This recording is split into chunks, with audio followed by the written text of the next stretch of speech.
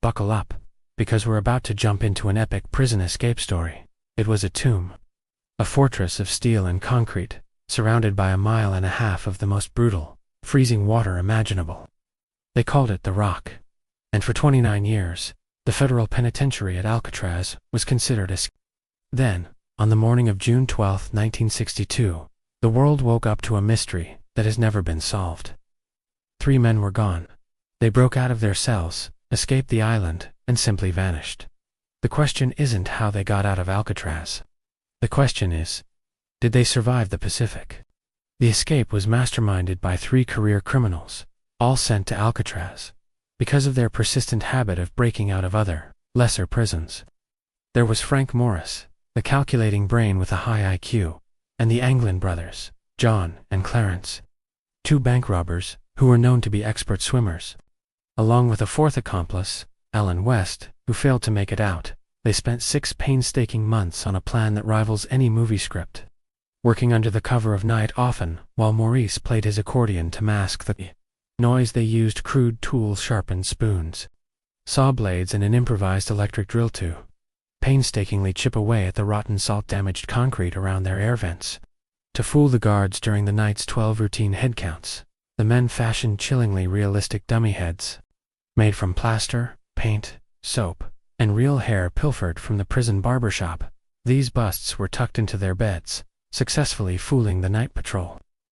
On the night of June 11, 1962, they made their move.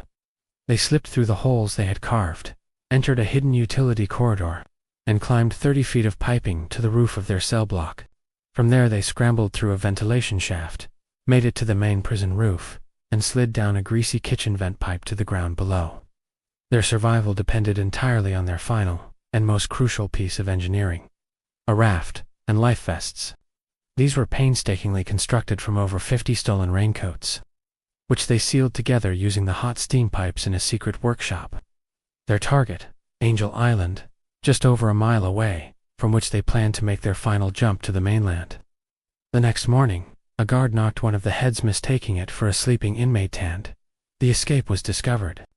The FBI was immediately called in for what became a nearly 2-decade-long manhunt. Initial searches yielded frustrating clues. Near Angel Island, searchers found a paddle, fragments of rubber, and a waterproof packet containing an address book and family photos belonging to the Anglin brothers. The FBI and the Bureau of Prisons quickly concluded that the 3 men had drowned, pulled out to the vast Pacific by the treacherous outgoing tides. The official investigation, which pursued hundreds of leads across the country, was closed by the FBI in 1979, with the official ruling, presumed drowned. But the case of the Alcatraz escape is one of the few to defy an absolute conclusion. Why? Because the most critical evidence: the bodies were never found. Theories of survival have persisted for decades, fueled by circumstantial evidence that federal investigators have struggled to dismiss entirely. The Anglin family always claimed their brothers had made it. They cited strange anonymous postcards and the appearance of 2 tall, veiled strangers at their mother's funeral. Then, in 2013, a stunning letter arrived at the San Francisco Police Department.